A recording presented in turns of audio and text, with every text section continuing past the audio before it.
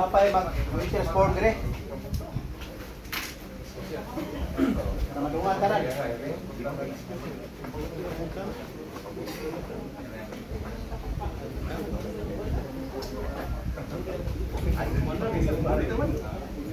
Kaya klase ka may murag. Ginawa kayo. Klase ka may.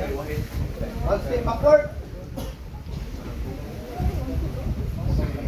Okay. So, good morning again. Okay, so nakakaroon dire kay mag-proficiency firing mo. So, pre-line, isa kamot. Dagan giday, no?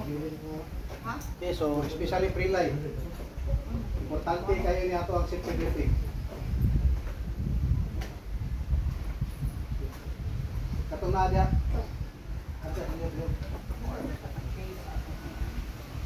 Okay, so naatay rules of gun safety. Okay? So kinsay nakaibalo sa 4 cardinal rules of gun safety.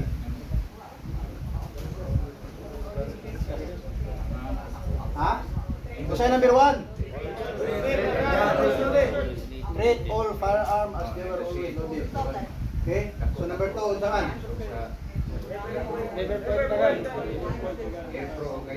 Okay. Binisaya pa, ayaw itio ng armas.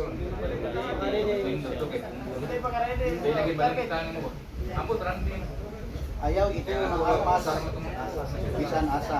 Okay? So ang ikatulo, finger out always. Okay?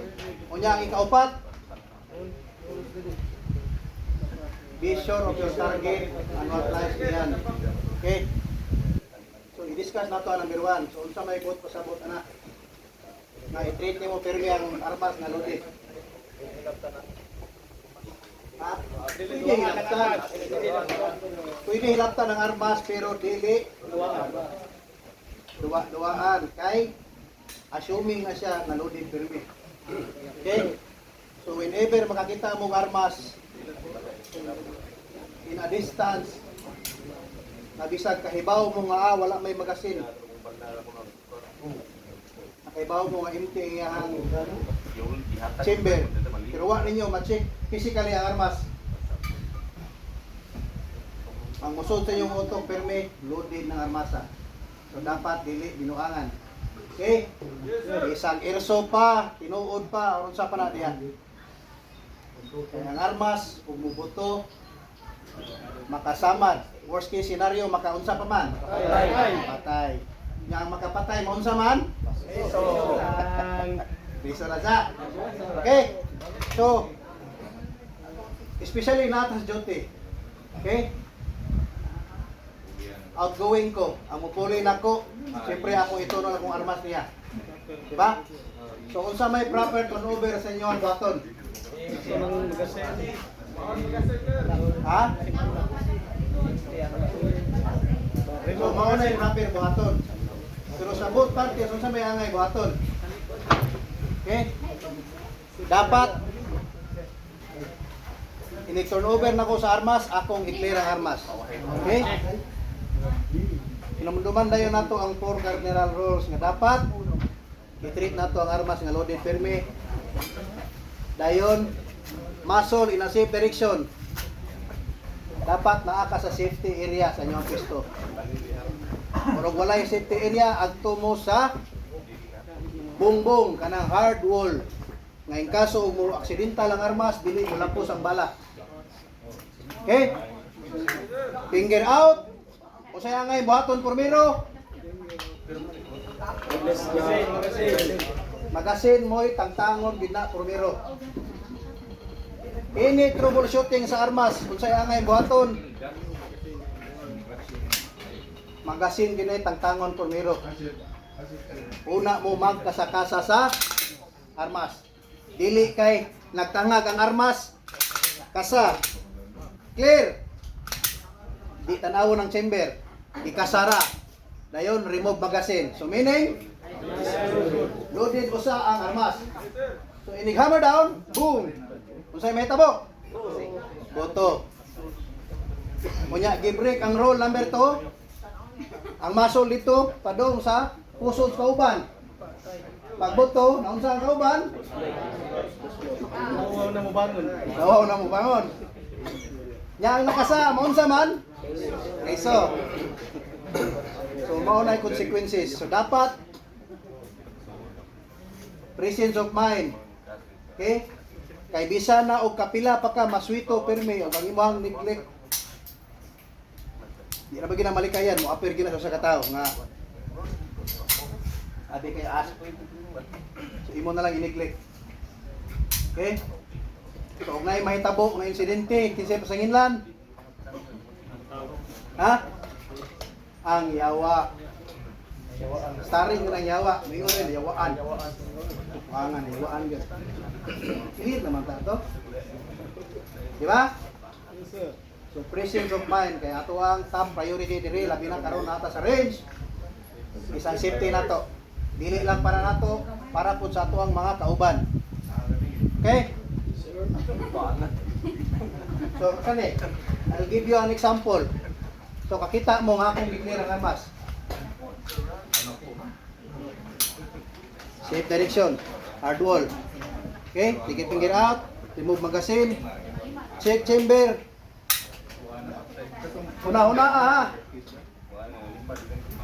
Nabisag kapila pa nanyo gikasakasa ang armas ug wa niyo tan-awa ang chamber na napabay sulod or wala. Useless kay na siya. Ngano man? Naay usahay nga pusil na dili maka-extract og bala. Dili mulabay ang kapsula, dili mulabay ang live ammo. Ano man?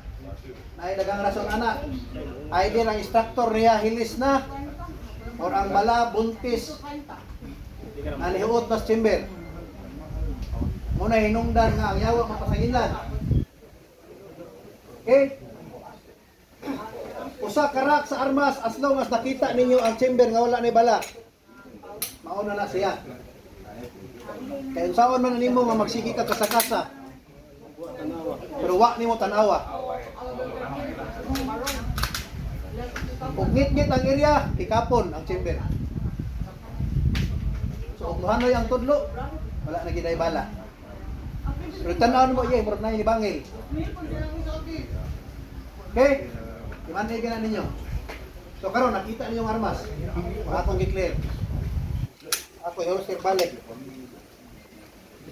Kabaw ko nga kimpi ng armas. Pag-ibot na kong balik, kung sino nakita sa armas?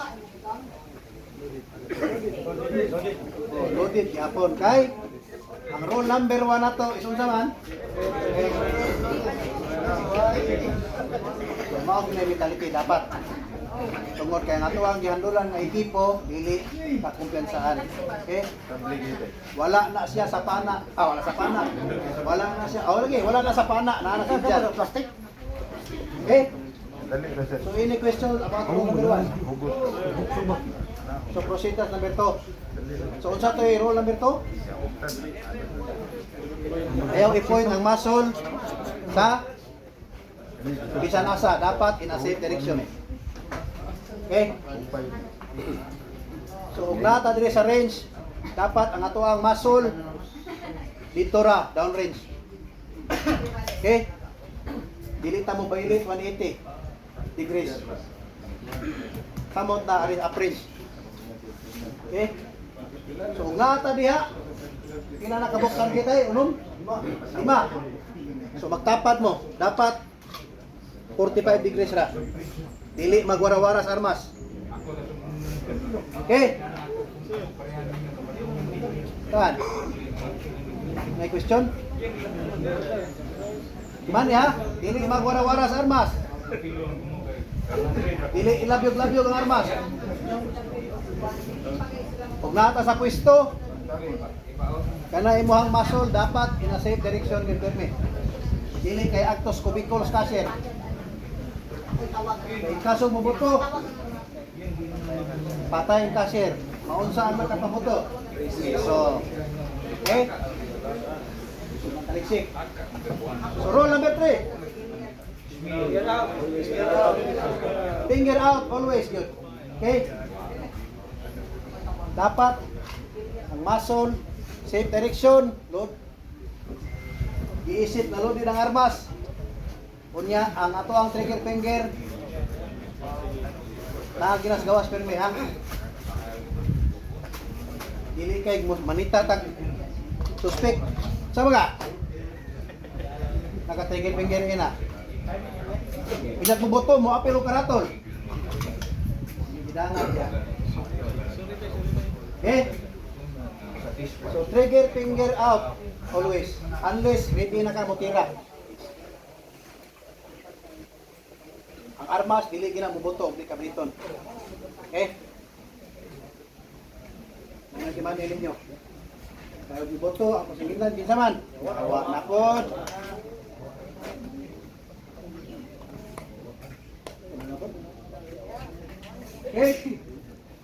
So number 4 na to karol. Mao na ato ang purpose ninyo dire na mag-proficiency firing mo. Para makat-on mo kung saan pag-igo inyong target. Next topic na to is elements of workmanship. Kung saan pag-igo ang target. Dili kay magpabuto tab sa kinsan lay may go. Okay? So additional nga role diri sa range, dapat natay iPro. Ha? Ang walay iPro naray ka provide. Okay, so dapat mutira ta dito. Safety atong mata. Ibalag mga bungol, di lang mga buta. Okay, any question sa role nato? Sir. Wala na. Okay, so next topic is itakbo na ni Boboy. Boy. Donya, pasilong siguro ta kay one man. Balik kita dire. Okay, compress mo, compress. Balik ta kay one. Basta